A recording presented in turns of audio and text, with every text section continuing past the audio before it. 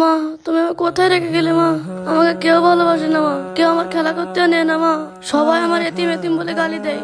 বাবা আমার ভালোবাসে না, সব সময় বকা দেয়। তোমার কাছে আমার নিয়ে যাও মা, তোমার কাছে আমার নিয়ে যাও।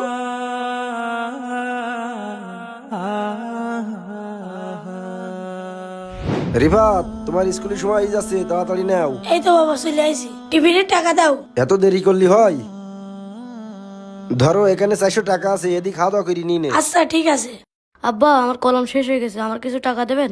তোর আবার কিসের টাকা? হ্যাঁ, মাদ্রাসায় যা আগে। টাকা তো ইনকাম করা লাগে না, সবসময় টাকা আর টাকা। কি হয়েছে অলিদ, কাঁদতেছো কেন বাবা? আমি আব্বুর সাথে দেখা করবো। তোমার আব্বুর সাথে কথা বলবা? আচ্ছা ঠিক আছে, তোমার আব্বুর কাছে আমি ফোন দিচ্ছি। পোল্ট্রির ব্যবসা তো ভালোই চলতেছে, তা তোর কি অবস্থা এখন? মাদ্রাসা থেকে হুজুর ফোন দিচ্ছে কেন? আসসালামু আলাইকুম। ওয়ালাইকুম আসসালাম। মানিক ভাই, হ্যাঁ বলেন। আপনার ছেলেটা আজ 2-3 দিন যাবত ঠিক মতন খাওয়া দাওয়া করতেছে না। ওর শরীরটা বেশি সম্ভবত ভালো না, এমনকি ঠিক মতন পড়াশোনাও করতেছে না। খালি বলতেছে আব্বুর সাথে দেখা করব, বাড়ি যাবো বাড়ি যাবো। আপনি যদি ওর সাথে একটু কথা বলতেন তো ওর মনটা স্থির হতো।